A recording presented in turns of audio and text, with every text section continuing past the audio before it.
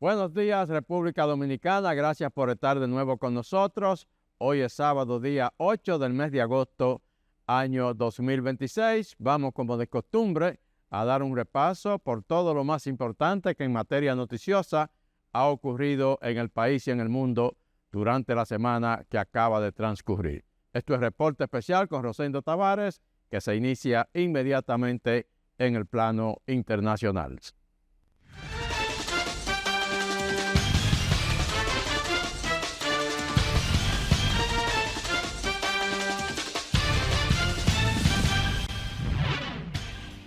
Comenzamos en Estados Unidos, en la Casa Blanca, con el presidente Donald Trump, que insiste e intenta de nuevo frenar la ciudadanía por nacimiento.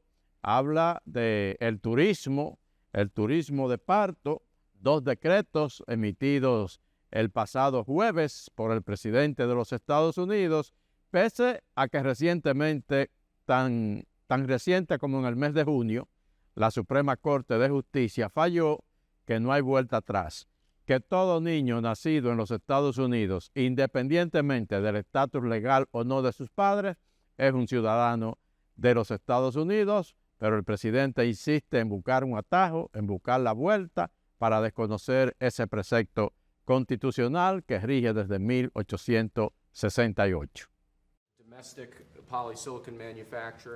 El presidente Donald Trump firmó el jueves un decreto para reforzar las restricciones contra el llamado turismo de nacimiento, una práctica mediante la cual mujeres extranjeras viajan a Estados Unidos para dar a luz y permitir que sus hijos obtengan la ciudadanía estadounidense. Según Trump, redes organizadas han convertido este mecanismo en un negocio que facilita la llegada de miles de personas al país con ese objetivo. Lo que está ocurriendo ahora es que hay personas creando negocios en torno a esto. Gente adinerada está montando negocios alrededor de la ciudadanía por nacimiento. No era así como debía funcionar. Es una vergüenza. Están comprando su entrada al país y no vamos a permitir que eso ocurra. La orden llega poco más de un mes después de que la Corte Suprema reafirmara la vigencia de la enmienda número 14 de la Constitución estadounidense, que garantiza la ciudadanía a quienes nacen en territorio estadounidense, una disposición aprobada tras la Guerra de Secesión para proteger los derechos de los antiguos esclavos. El mandatario calificó de equivocada esa decisión judicial y sostuvo que su administración busca ahora introducir cambios dentro del marco legal vigente. Estamos abordando el tema de la ciudadanía por nacimiento. Tuvimos una decisión muy desafortunada de la Corte Suprema sobre este asunto. Fue ajustada, pero una decisión muy desafortunada. Por eso estamos haciendo ajustes, porque es algo muy injusto. La guerra de Irán se ha convertido en un verdadero reto para la administración de Donald Trump. Entró en la guerra pensando que sería un asunto fácil, que se resolvería rápido, pero ahora está empantanado y está buscando a como dé lugar una salida. Pero informes de los últimos días hablan de que Estados Unidos está teniendo problemas de municiones para continuar en la guerra. Sobre ese tema, el presidente salió al frente, dice que Estados Unidos tiene ciertamente limitaciones en algunas municiones, pero que está en una excelente posición para seguir peleando frente a Irán si fuera necesario. El presidente de Estados Unidos, Donald Trump, reconoció este jueves 6 de agosto que su país registra escasez de algunos tipos de armamento, aunque defendió que cuenta con suficiente munición para mantener la guerra con Irán. Tenemos un suministro ilimitado, prácticamente ilimitado. En otros casos, la situación es un poco más ajustada, declaró a la prensa al ser preguntado por la solicitud de su gobierno al Congreso de nuevos fondos para armamento. El republicano aseguró que existen amplias reservas de armamento y señaló que los fabricantes estadounidenses están aumentando la producción de misiles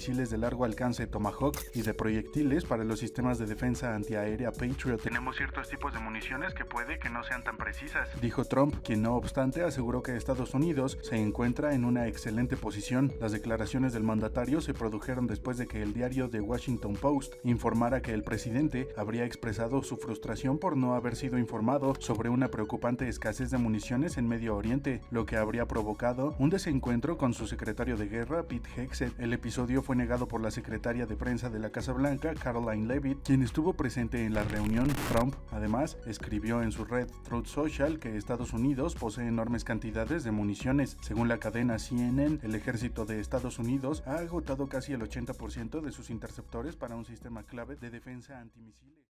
Nos vamos a Michigan, en los Estados Unidos.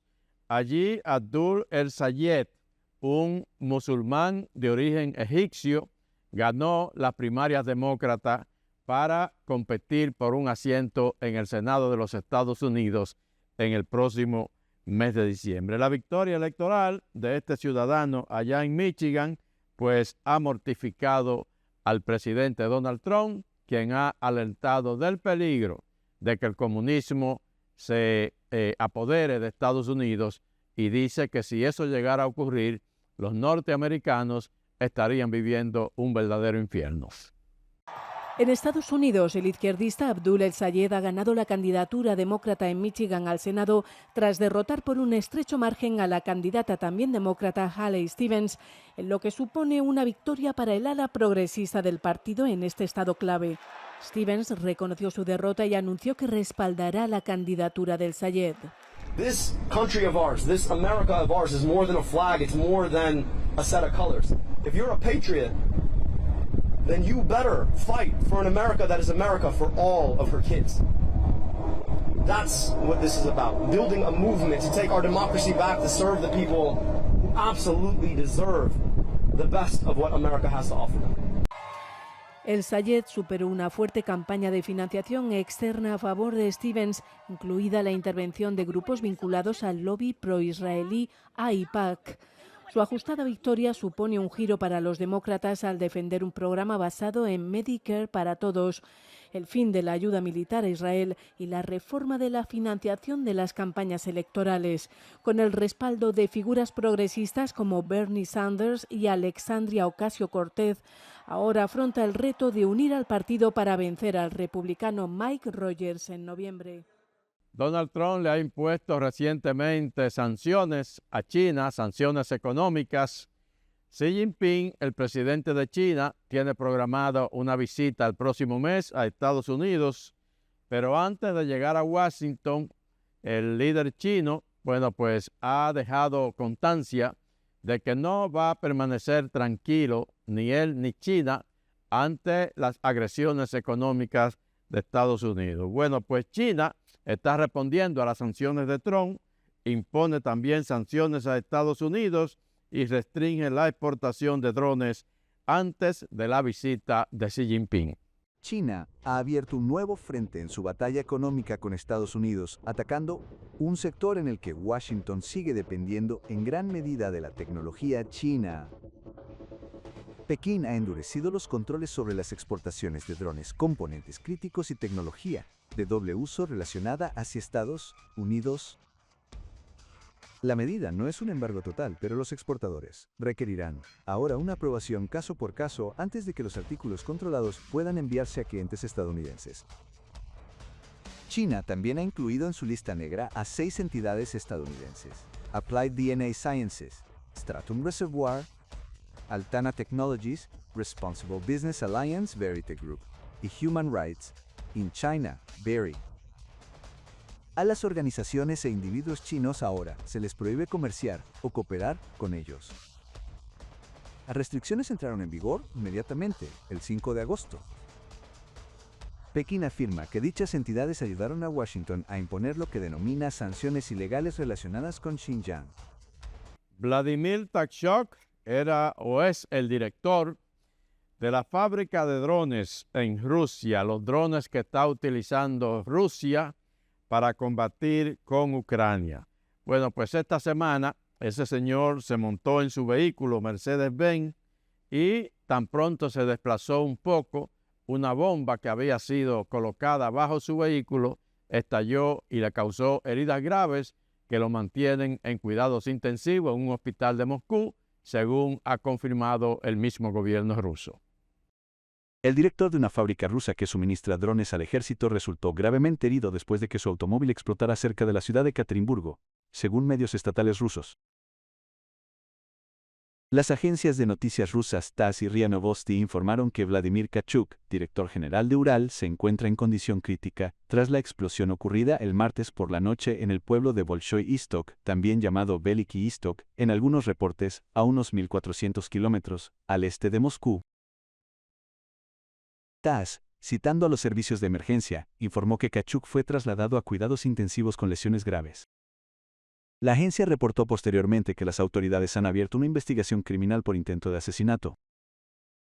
Según el medio ruso MASH, la explosión fue causada por un artefacto explosivo improvisado colocado en el vehículo de Kachuk. El medio local 66.ru reportó que Kachuk no estaba dentro del auto cuando este explotó.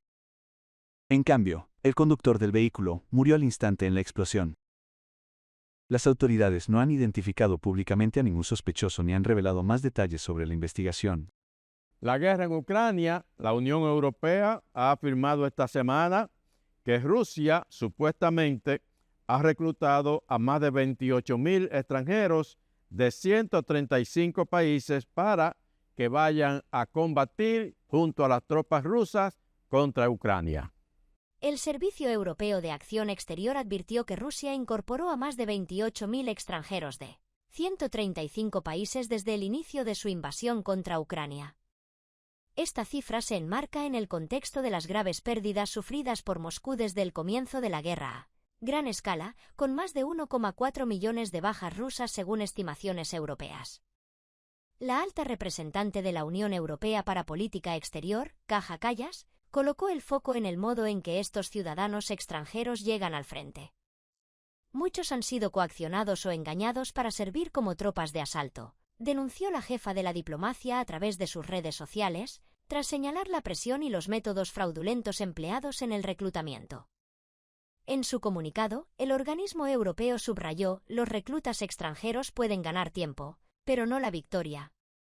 Esta advertencia se produjo tras difundir una publicación de la delegación de la UE en Sudáfrica, que añadió datos sobre el impacto humano de esta estrategia.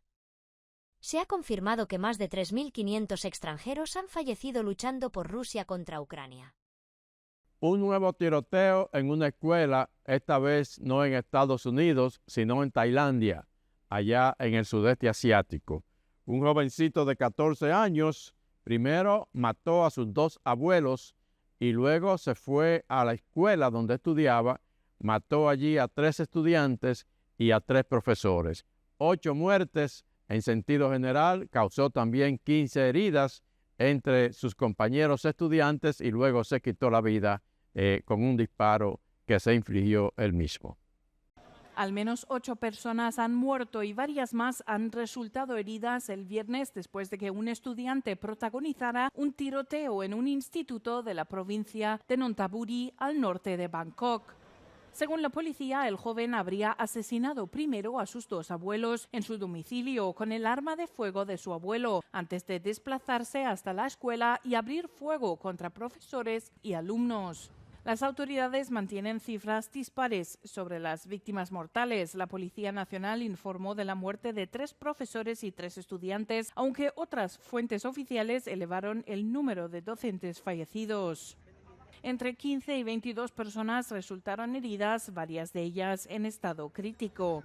Al menos 15 estudiantes sufrieron lesiones mientras trataban de escapar del edificio y no por impactos de bala. La crisis migratoria del Ceuta en España ha sido noticia esta semana. Aún se habla de que España blinda el Ceuta con 2 fragatas y más efectivos ante el temor de otra entrada masiva de migrantes desde Marruecos que podría ocurrir el próximo día 15 de agosto o en esa fecha más o menos. La Armada Española ha reforzado su presencia en Ceuta con la llegada de las fragatas Santa María y Navarra, según informa El Mundo. Ambos buques se encuentran ya operando en la bahía sur de la ciudad autónoma. Su despliegue forma parte del plan de emergencia activado por Defensa ante las consecuencias de la crisis migratoria. Las fragatas se suman al patrullero Rayo y a un buque de apoyo logístico llegado al puerto ceutí el 6 de agosto. El refuerzo amplía significativamente los medios navales españoles desplegados en la zona.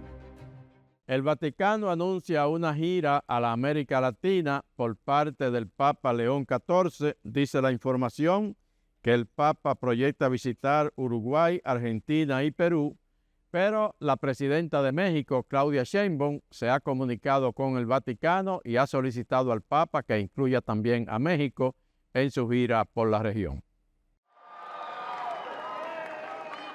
El Papa León XIV viajará a Sudamérica este año. El Vaticano confirmó el miércoles que el pontífice visitará Uruguay del 6 al 8 de noviembre, donde recorrerá las ciudades de Montevideo, Paysandú y Florida. Luego se dirigirá a Buenos Aires, Córdoba y Luján en Argentina hasta el 11 de ese mes. La etapa más larga de su gira será en Perú, donde permanecerá hasta el 17 de noviembre. En ese país, donde vivió 2 décadas como misionero y obtuvo la ciudadanía peruana, visitará la ciudad noroccidental de Chiclayo, de la que fue obispo. También estará en Lima, Cusco y Pucallpa.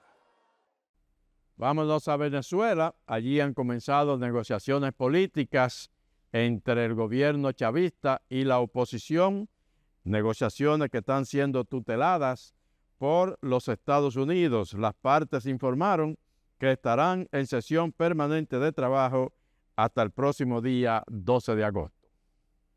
La primera reunión del diálogo se realizó bajo perfil y sin cobertura mediática en esta carpa ubicada en la base aérea La Carlota. Las partes, el régimen venezolano de Delcy Rodríguez, representado por su hermano Jorge Rodríguez y otros miembros de la Asamblea del Chavismo, y del lado de la oposición, a diputados de la Asamblea Nacional del 2015, liderados por Dinora Figuera, la escogida por Washington en nombre de los opositores. De la reunión o del diálogo, o como quieran llamarlo, de 2 asambleas ilegítimas, no puede salir nada legítimo. Para la magistrada Blanca Rosa Mármol de León, una de las juristas más respetadas de Venezuela, la viabilidad jurídica de esta mesa de diálogo es efímera. Eso para nosotros no existe, no es diálogo, no lo vamos a reconocer y nosotros seguimos adelante con nuestro planteamiento de la Junta de Gobierno, que eso es lo que nosotros queremos. ¿Para qué? Para que la Junta de Gobierno plantee una ruta electoral, establezca el proceso electoral, haga las elecciones, le dé la libertad a los presos políticos y se elija entonces al presidente de Venezuela. Brasil, con 2 crisis diplomáticas, una frente a Argentina, la otra frente a Estados Unidos. El gobierno de Luis Ignacio Lula da Silva está confirmando que su embajador no regresará a Argentina hasta que cesen los reiterados insultos y agresiones por parte del presidente argentino Javier Milei contra el presidente Lula da Silva. Por otra parte, Lula acusa a Estados Unidos de mentir y cancelar la visa a su embajadora para interferir en las próximas elecciones en Brasil. En una decisión sin precedente, Brasil decidió retirar a su embajador de Argentina, hoy representada por Julio Vitelli, y además rebajó al mínimo su relación diplomática con el gobierno de Milei. De ahora en adelante será de encargado de negocios y no habrá un diplomático de carrera en la embajada. De esta manera, el conflicto generado por los agravios de Javier Milei toma un giro que nunca había ocurrido en la relación bilateral. La potencia del norte y la potencia del sur elevan sus tensiones. Estados Unidos revocó la visa de la embajadora brasileña en su país, una respuesta de Trump al retraso en la aceptación del gobierno de su homólogo Luis Ignacio Lula da Silva al candidato designado por Washington para ocupar la vacante en la embajada de Brasilia. Pero esta escaramuza no es la primera entre Estados Unidos y Brasil y revela un contexto geopolítico complejo. Por un lado, Trump busca profundizar su influencia en América Latina, en lo que analistas han apodado como la doctrina Donroe. Por otro lado, Lula se atrinchera en un discurso de soberanía en medio de su campaña por un 4º mandato presidencial. Necesitamos invertir en defensa. Quiero que estemos preparados para que nadie invada este país y se lleve a su presidente, como hicieron. En Colombia, ayer tomó posesión del cargo, se juramentó como nuevo presidente de Colombia, el señor Abelardo de la Espriella, lo que indica que Colombia da un giro total de un gobierno de izquierda, que era el de Gustavo Petro, que acaba de concluir, a un gobierno de la extrema derecha que se inauguró en el día de ayer. El presidente de la República Dominicana, Luis Abinader, estuvo entre los dignatarios, entre los mandatarios que estuvieron presentes en la toma de posesión del nuevo presidente colombiano. Juro a Dios. Abelardo de la Espriella asumió el viernes la presidencia de Colombia en una ceremonia celebrada en Cali, una ruptura con más de 2 siglos de tradición de investidura realizadas en Bogotá. El abogado millonario de 48 años, que también posee la nacionalidad estadounidense, prometió combatir sin tregua a los grupos armados y poner fin a la política de negociación impulsada por su antecesor Gustavo Petro. La ceremonia se realizó en una ciudad situada cerca de territorios bajo influencia de grupos armados, responsables de la peor ola de violencia registrada en Colombia en una década. Ante líderes extranjeros, delegaciones estadounidenses y el presidente de la FIFA, Gianni Infantino, el mandatario conocido como El Tigre lanzó un mensaje de mano dura. Reafirmo mi intención de derrotar sin tregua al narcoterrorismo y a todas las organizaciones criminales que amenazan la libertad de Colombia. Los invito a todos a que nos constituyamos en permanentes defensores de la patria. Aliado del presidente estadounidense Donald Trump, de la Espriella prometió reforzar la cooperación con Washington. Sin mayoría en un Congreso dividido, anunció además que intensificará los bombardeos contra campamentos guerrilleros con apoyo de Estados Unidos e Israel y que impulsará la construcción de megacárceles inspiradas en el modelo de El Salvador.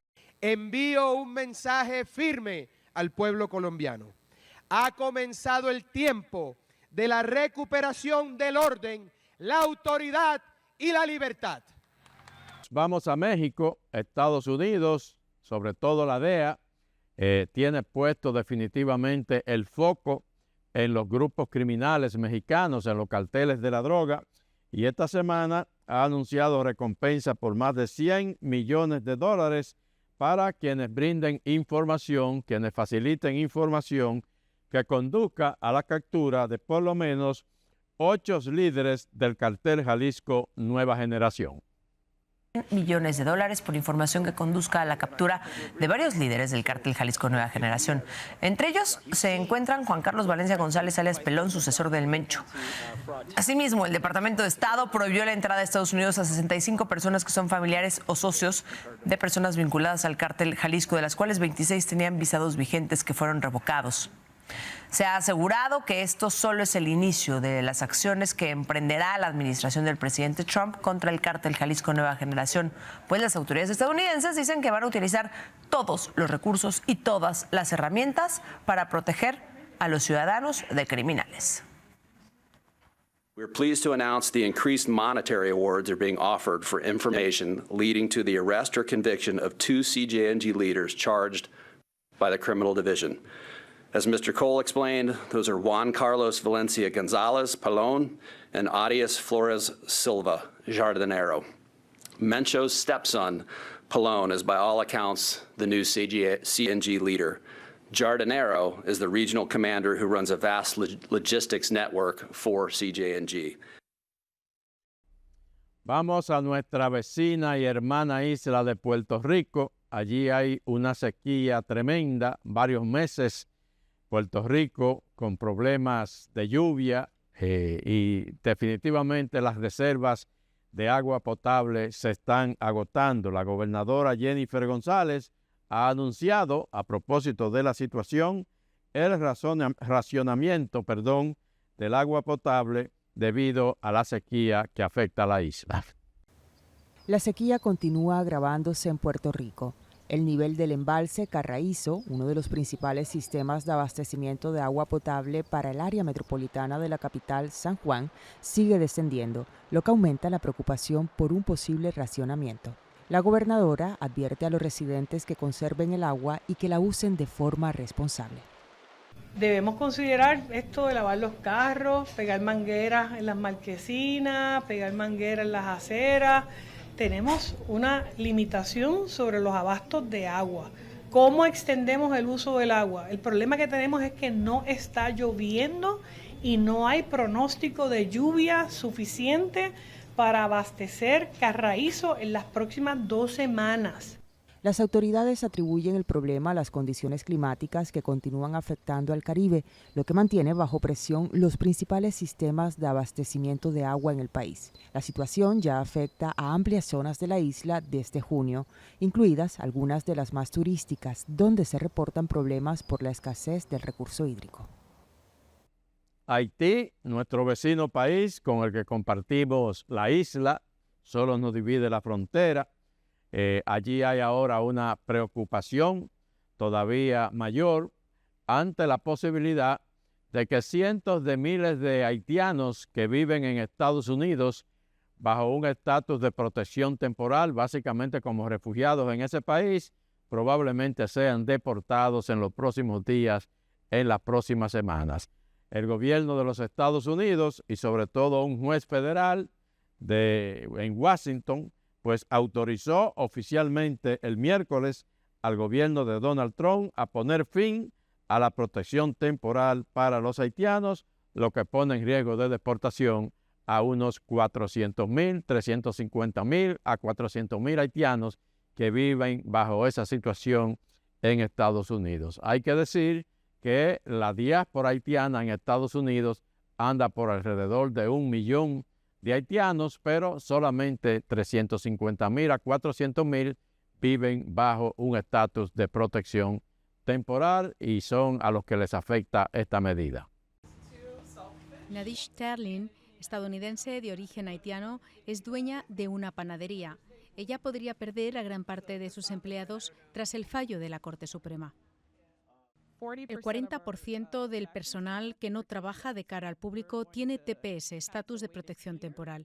Tendremos que esperar a ver qué pasa y si habrá que despedirlos. Son personas que llevan años trabajando con nosotros. El TPS protege a personas de países afectados por la inseguridad, permitiéndoles vivir y trabajar legalmente en Estados Unidos. Haití recibió esa protección tras el terremoto de 2010. Trump intentó acabar con el programa durante sus 2 mandatos, pero los tribunales lo impidieron hasta que el mes pasado la Corte Suprema autorizó a su gobierno a seguir adelante. Ahora el caso vuelve a tribunales inferiores, dejando a cientos de miles de beneficiarios del TPS a la espera de saber si perderán su estatus legal. Están muy afectados por la situación porque los deja en un limbo. Lamentablemente, eso es lo que estamos escuchando. Unos 350,000 haitianos perderán el estatus de protección temporal en Estados Unidos tras el anuncio del Departamento de Seguridad Nacional de poner fin al programa. Farah Leriot, una clienta habitual de Nadish Sterling, es una de las afectadas. Teme regresar a Haití. Si 350,000 personas dejan Estados Unidos y regresan a Haití, podrían rápidamente convertirse en blanco de extorsiones, secuestros y reclutamiento por parte de grupos criminales. Porque saben que están siendo devueltas y que tienen dinero o familiares en Estados Unidos que podrían ayudarles si algo les ocurre. Deutsche Welle consultó al Departamento de Seguridad Nacional, que respondió lo siguiente: el estatus de protección temporal es exactamente eso, temporal. Durante demasiado tiempo el TPS ha funcionado como una amnistía de facto, aunque el Congreso nunca tuvo la intención de que fuera permanente. Ahora es momento de cerrar ese capítulo. No tienen que irse a casa, pero no pueden quedarse aquí. La buena noticia es que aún están a tiempo de recibir un cheque de $2.600 y un vuelo gratis de regreso. Farah dice que buscará otras vías legales para quedarse en Estados Unidos, pero que por ahora teme salir de casa y ser detenida por el ICE. Vamos a una pausa comercial, retornamos enseguida en el plano nacional.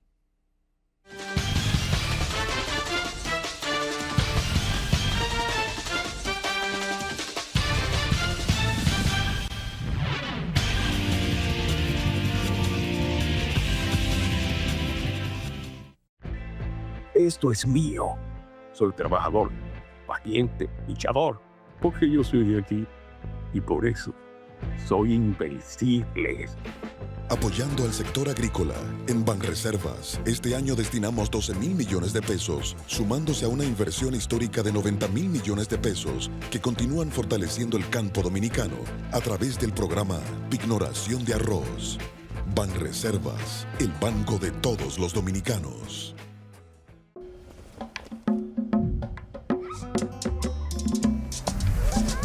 Ay, abuela, me duele. Ya verás que tú serás un campeón. Por eso te he cuidado tanto. Gracias por todos tus cuidados. Llegué hasta aquí por ti y ahora te haré sentir orgullosa. Dio la pena. Y ahora soy yo, abuela, que voy a cuidar de usted. Porque cuando cuidan de ti, tú también aprendes a cuidar de ellos. GBC, 30 años contigo.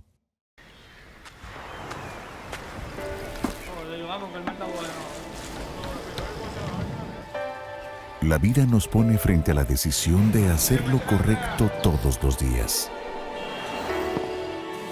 Momentos en los que toca elegir entre un sí y un no. Este sí es Palomo. Deja eso de la uni y quédate aquí con nosotros. Hacerlo fácil. No. O hacerlo debido.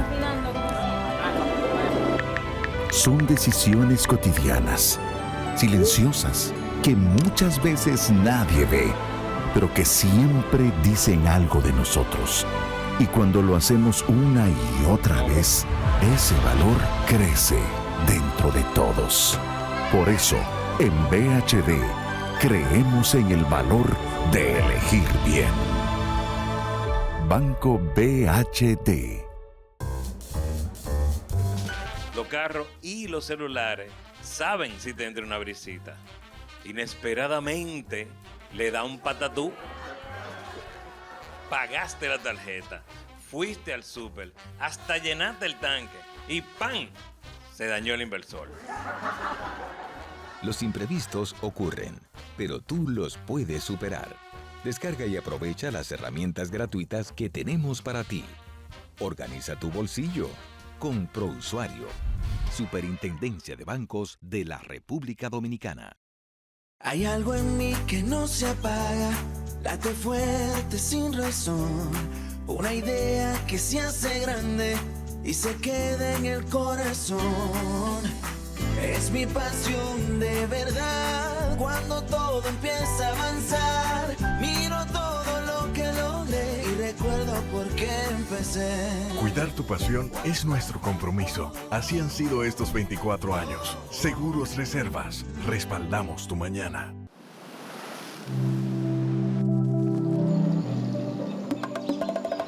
Esto es Dominicana. Ahí donde solo escuchas tu eco. Mar. Surf. Comida. Gente buena.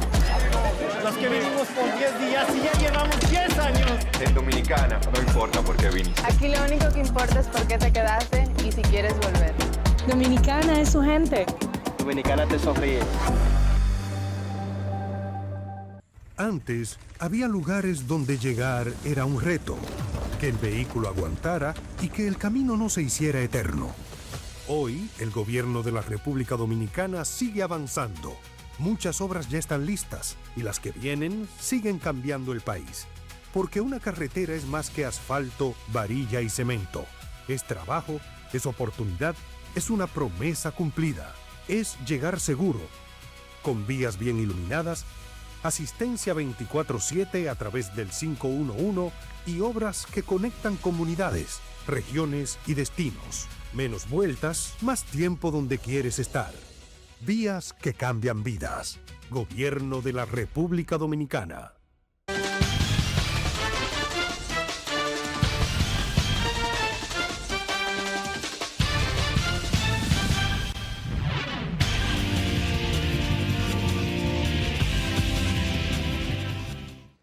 Gracias por continuar con nosotros. Esto es Reporte Especial con Rosendo Tavares en este sábado, día 8 del mes de agosto, año 2026.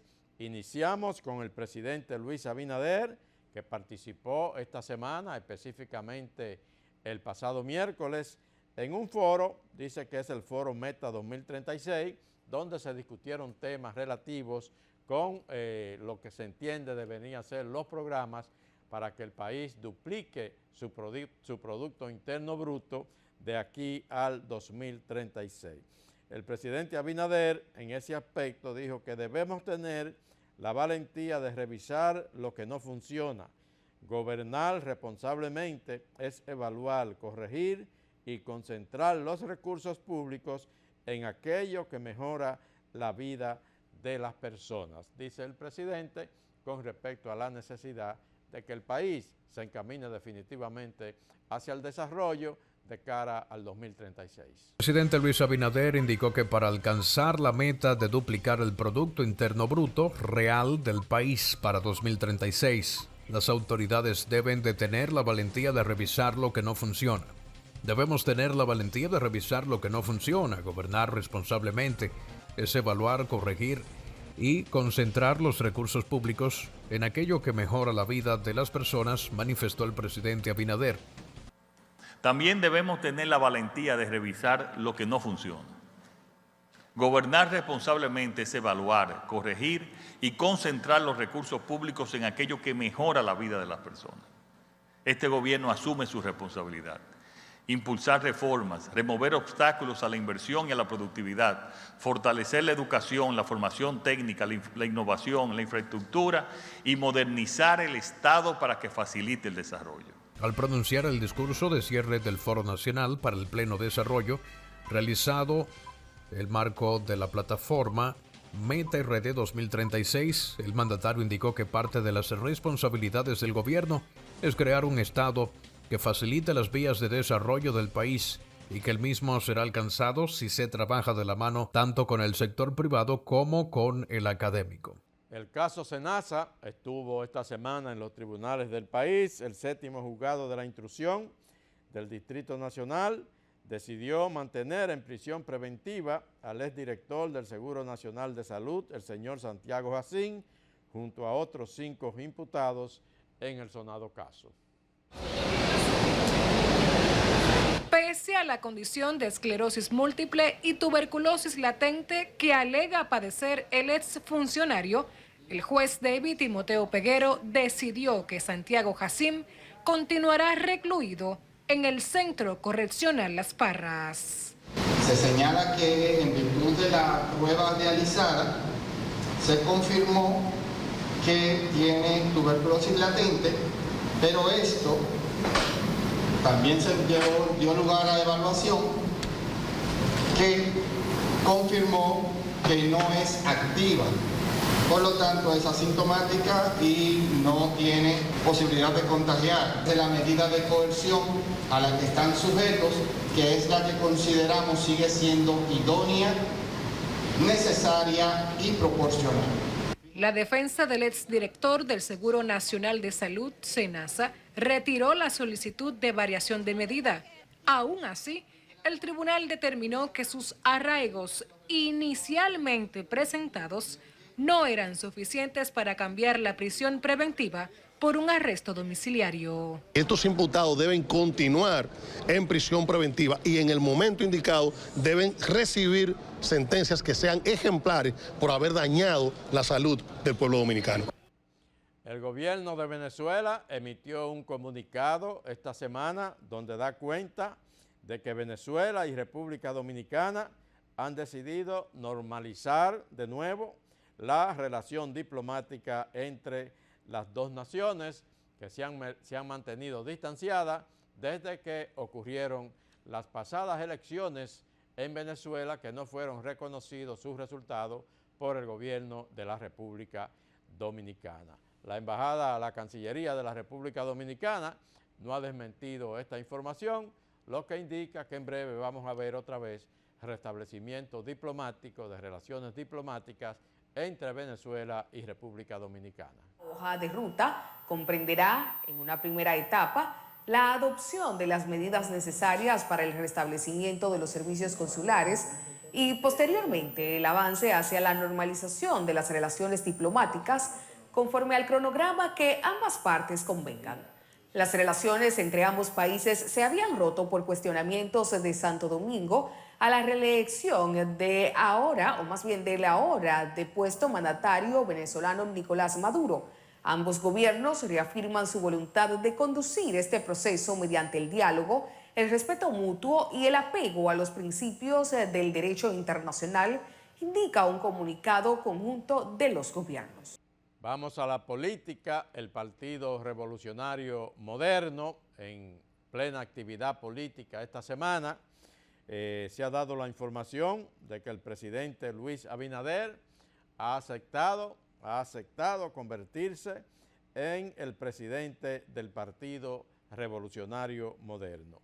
Deligni Ascensión, que es el presidente de la comisión que está organizando el proceso interno en el Partido Revolucionario Moderno, pues afirmó que el presidente Abinader encabezará una plancha de consenso en el Partido Revolucionario Moderno. Se da por descontado que el presidente Abinader será el presidente del partido, Deligni Ascensión será el vicepresidente ejecutivo del partido y otros dirigentes estarán en la plancha y sus nombres serán dados a conocer oficialmente en las próximas horas.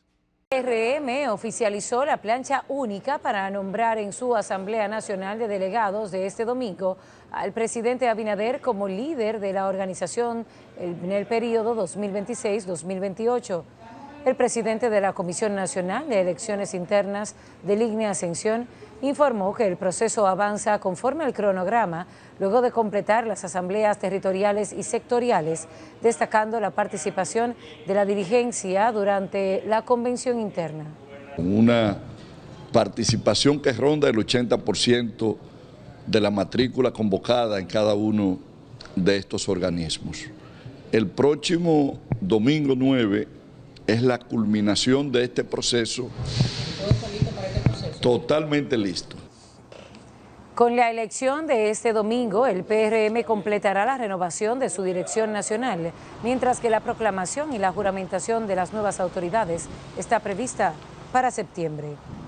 Vamos a una nueva pausa comercial.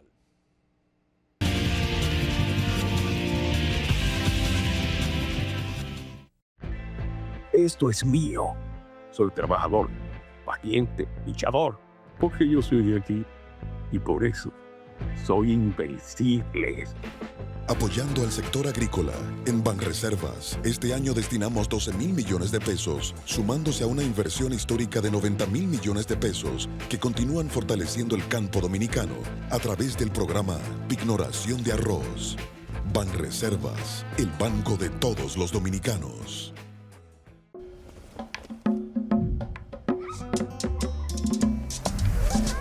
Ay, abuela, me duele. Ya verás que tú serás un campeón. Por eso te he cuidado tanto. Gracias por todos tus cuidados. Llegué hasta aquí por ti y ahora te haré sentir orgullosa. Dio la pena. Y ahora soy yo, abuela, que voy a cuidar de usted. Porque cuando cuidan de ti, tú también aprendes a cuidar de ellos. GBC, 30 años contigo.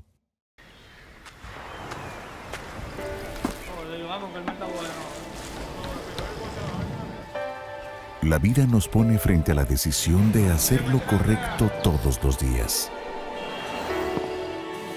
Momentos en los que toca elegir entre un sí y un no. Este sí es Palomo. Deja eso de la uni, quédate aquí con nosotros. Hacerlo fácil. No. O hacerlo debido.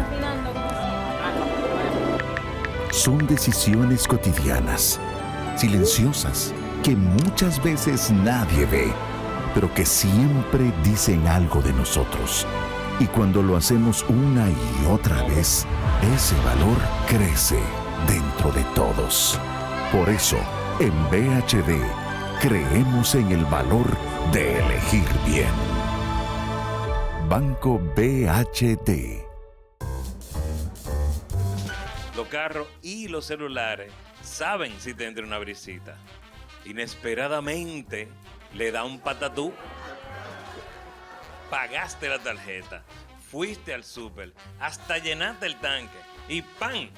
Se dañó el inversor. Los imprevistos ocurren, pero tú los puedes superar. Descarga y aprovecha las herramientas gratuitas que tenemos para ti. Organiza tu bolsillo con ProUsuario. Superintendencia de Bancos de la República Dominicana. Hay algo en mí que no se apaga, late fuerte sin razón, una idea que se hace grande y se queda en el corazón. Es mi pasión de verdad. Cuando todo empieza a avanzar, miro todo lo que logré y recuerdo por qué empecé. Cuidar tu pasión es nuestro compromiso. Así han sido estos 24 años. Seguros Reservas. Respaldamos tu mañana. Antes, había lugares donde llegar era un reto, que el vehículo aguantara y que el camino no se hiciera eterno. Hoy, el gobierno de la República Dominicana sigue avanzando. Muchas obras ya están listas y las que vienen siguen cambiando el país. Porque una carretera es más que asfalto, varilla y cemento. Es trabajo, es oportunidad, es una promesa cumplida. Es llegar seguro, con vías bien iluminadas, asistencia 24/7 a través del 511 y obras que conectan comunidades, regiones y destinos. Menos vueltas, más tiempo donde quieres estar. Vías que cambian vidas. Gobierno de la República Dominicana.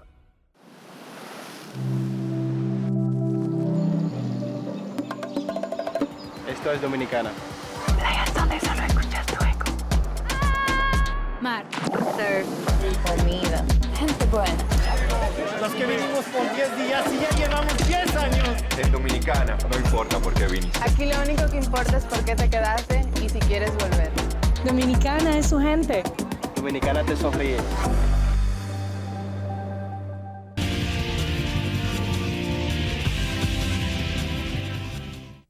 Gracias por continuar con nosotros. Esto es Reporte Especial con Rosendo Tavares en este sábado día 8 del mes de agosto año 2026.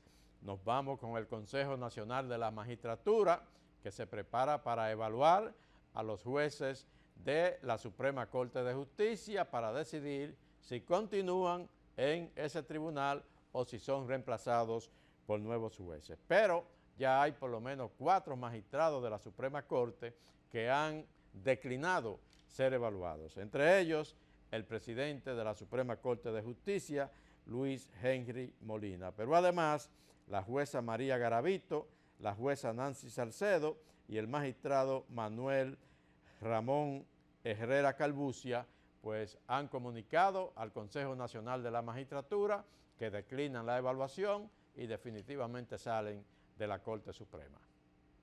Jueces de la Suprema Corte de Justicia que deberían eventualmente evaluarse son 11. Fue luego de la primera reunión del Consejo Nacional de la Magistratura encabezada por el presidente Luis Abinader para anunciar el cronograma de trabajo de la evaluación y escogencia de los jueces de esa alta corte que se informó de la decisión del presidente de la Suprema de no procurar seguir presidiendo ese cargo. Tanto el magistrado Luis Henry Molina como Nancy Salcedo, secretaria, entregaron una carta al presidente con la decisión. Ya el Consejo de la Magistratura tiene 2 espacios, 2 vacantes. Si quedarían entonces 9 jueces solo para ser evaluados. Y de esos 9 jueces, como muy bien explicó ella, pudieran ser los 9 ratificados o una parte o la totalidad no ratificados, como establece la Constitución, la ley y el reglamento. Pero también se estableció cómo será el proceso de evaluación de los demás magistrados que cumplieron 7 años en la Suprema Corte de Justicia. Esos jueces serán entrevistados y tendrán un tiempo disponible en las entrevistas que cada uno, si lo entiende, cada uno de los integrantes del Consejo puede formularle alguna pregunta por el desempeño de sus funciones. Luego, esa será una primera fase donde nosotros hemos aprobado hoy el cronograma. El Consejo Nacional de la Magistratura también explicó el proceso que deben agotar los nuevos aspirantes para ser jueces de esa alta corte. Que después que esos jueces sean evaluados y esas juezas, el Consejo determinará quién ratifica y quién no, quién continúa en la Suprema Corte de Justicia. Si se producen las vacantes correspondientes, si se dan entonces, el Consejo abre una fase que se llama la convocatoria a los nuevos postulantes y candidatos que quieran pertenecer a la Suprema Corte de Justicia. El inicio del cronograma de trabajo provisional será a partir del 7 de agosto y hasta el 23 de octubre, incluyendo una segunda fase de postulaciones abiertas al público una vez se haya determinado posibles vacantes. Regresamos a los tribunales. La segunda sala penal de la Corte de Apelación del Distrito Nacional ha revocado esta semana, esta es una decisión del pasado jueves, el veredicto de no al lugar que había otorgado un juez al joven Jean Andrés Pumarol, aquel joven que causó la tragedia en el ensanche Naco, mató a una señora, hirió incluso a su padre, y un tribunal, bueno, pues había declarado un no al lugar entendiendo que él tenía problemas de salud mental. Pues la Corte de Apelación ha revocado esa medida esta semana y su familia inmediatamente se dio el veredicto, pues entregó el joven a la justicia para que éste vaya a cumplir su prisión preventiva en la cárcel de Anamuya en Higüey. Contra Juan Andrés Pumarol y revocó el auto de no al lugar que había sido dictado a su favor por el 7º Juzgado de la Instrucción del Distrito Nacional. Asimismo, impone a Pumarol medidas de coerción consistente en prisión preventiva a ser cumplido en la cárcel de Anamuya en Higüey por 3 meses. Admite la acusación formulada por el Ministerio Público a la que se adhirió la parte querellante y accionante civil. En consecuencia, dicta auto de apertura a juicio en contra del imputado Jean Andrés Pumarol Fernández. Nosotros lo que hemos dicho que queremos un juicio con toda la garantía del lugar y que no íbamos a respetar ni un solo derecho fundamental del señor Pumarol. He dicho también de que el señor Pumarol debe permanecer en la cárcel. En este caso la Corte varió a prisión preventiva en Anamuya.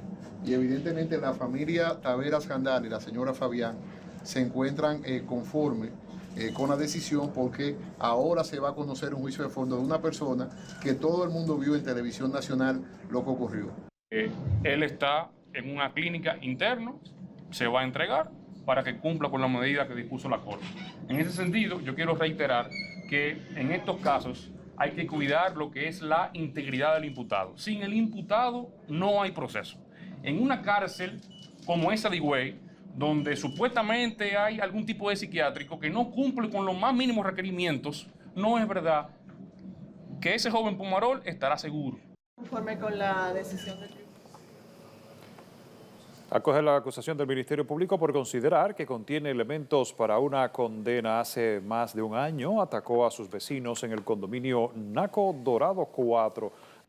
Vamos a terminar con noticias deportivas muy agradables para la República Dominicana. Extraordinaria participación de los atletas nacionales en los 25 Juegos Centroamericanos y del Caribe.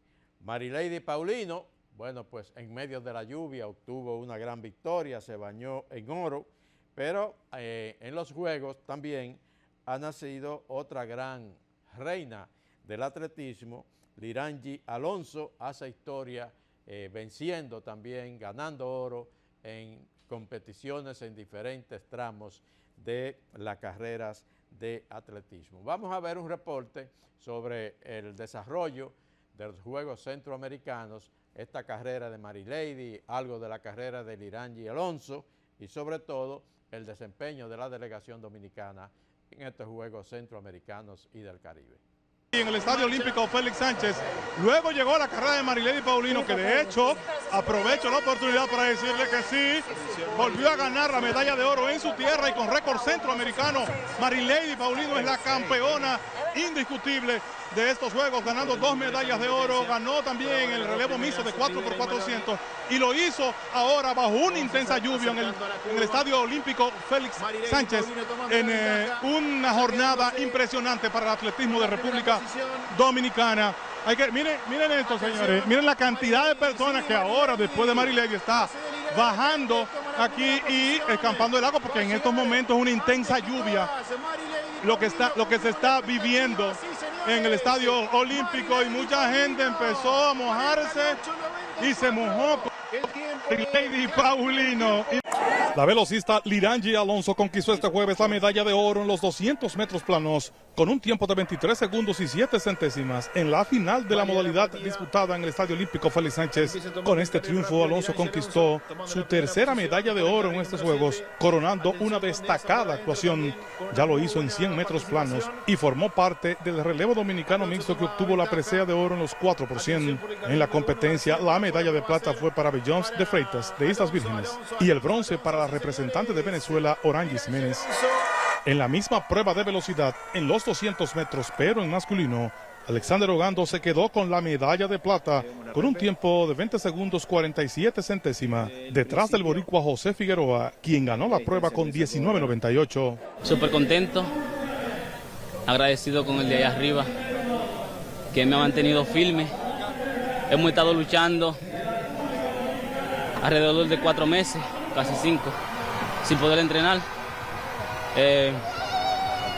Apenas 2 semanas iniciamos, pero Dios nos dio la voluntad y estamos aquí hoy en día con una medalla de plata. Entre tanto, Rosa Ramírez, en impulso de bala femenino, se llevó la medalla de oro en la modalidad con un resultado de 18.60, sumando así otra medalla de oro para el atletismo dominicano. Con los Juegos Centroamericanos, el desempeño de nuestros atletas, sin antes dejar de destacar también el papel de María Dimitrova, esa gran karateca dominicana que se despidió de las competencias, se retira, pero lo hace ganando oro también para nuestro país.